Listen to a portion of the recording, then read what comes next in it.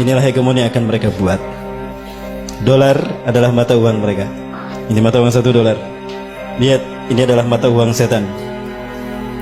Lihat, segitiga dengan mata terputus. Kenapa diputus? Karena belum tiba saat sang mata satu datang memimpin kita. Kapan waktunya? Nanti kalau lahir sapi merah. Ternyata sapi merahnya sudah lahir.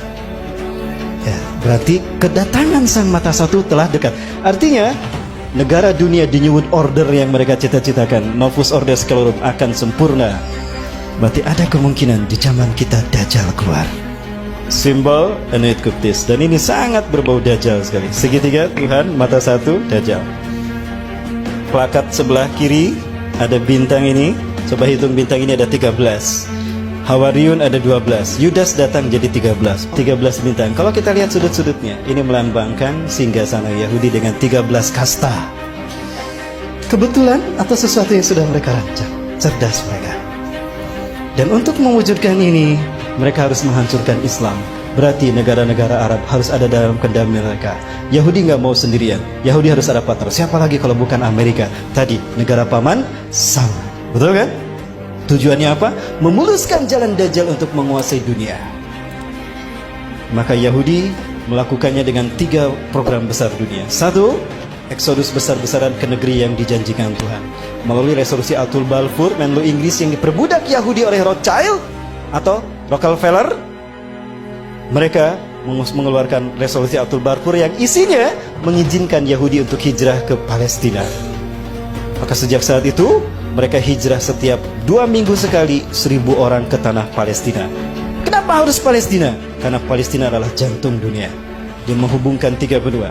Palestina menghubungkan benua Afrika, Eropa dan Asia. Maka siapapun yang menguasai Palestina, dia menguasai dunia. Yahudi ingin menguasai dunia, maka Palestina harus mereka kuasai. Itu program mereka. Maka di Palestina tahun 14 Mei 1948 mereka mendeklarasikan, memproklamirkan berdirinya Israel di tanah Palestina. Dan yang terakhir setelah mereka punya negara, mereka menanamkan hegemoni ke seluruh dunia, the New World Order. Siapa penggagas mereka? Inilah Hizbus Syaitannya mereka.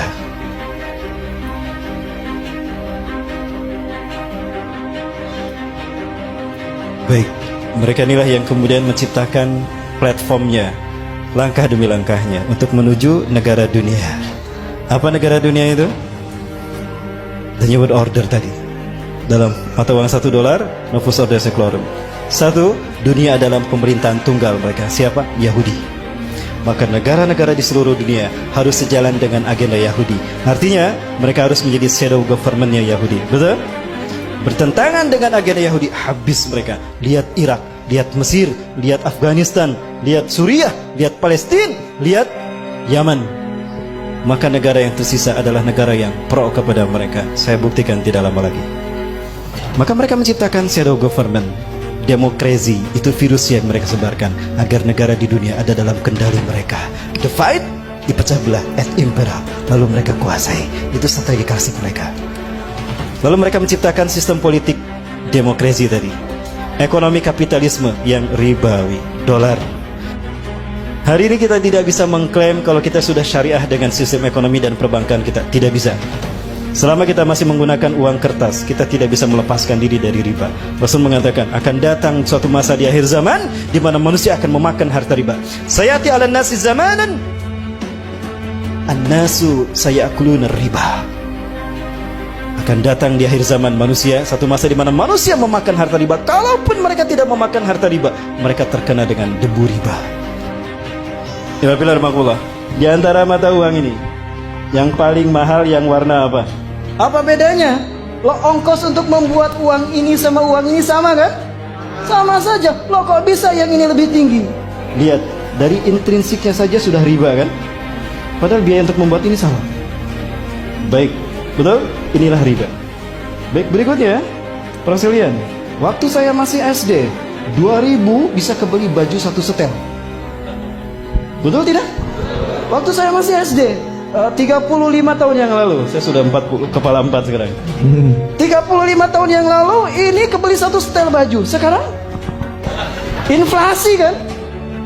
Lalu bagaimana dengan dinar? Rasulullah pernah memerintahkan Ali bin Abi Thalib Kamu ke pasar kambing, beli kambing satu. Harga kambing di zaman Rasulullah 14 abad yang lalu, 1400 tahun yang lalu, 1 dinar. Ali datang ke pasar kambing, pulang. Kenapa Ali yang disuruh? Karena Ali adalah sahabat terhebat dalam memilih kambing yang sehat dan dagingnya gemuk dan bagus kualitasnya. 14 abad yang lalu, 1400 tahun yang lalu, kambing 1 dinar. Sekarang berapa? 1 dinar berapa? 2,5 juta. Kebeli kan kambing? Bayangkan 1400 tahun tidak mengalami inflasi. Nah ini 35 tahun inflasinya sudah berapa kali lipat. Demi Allah. Begini mereka cara menguasai dunia. Dajjal. Pinter kok Dajjal. Inilah ekonomi kapitalisme. Baik, negara tidak pernah mencetak uang ini. Negara hanya menentukan RAPBN. Betul? Sejumlah sekian triliun. Lalu diserahkan ke Bank Indonesia. Bank Indonesia tidak bertanggung jawab. Bank Indonesia tidak bertanggung jawab pada pemerintah, bertanggung jawabnya pada Bank Internasional, IMF, Bank Dunia. Itu tanggung jawabnya. Maka Bank Indonesia mencetak uang sejumlah RAPBN, angka RAPBN. Lalu diberikan pada pemerintah kita. Pemerintah kita tidak bayar cash kan untuk membayarnya, tapi ngutang. Ada jangka, ada bunga.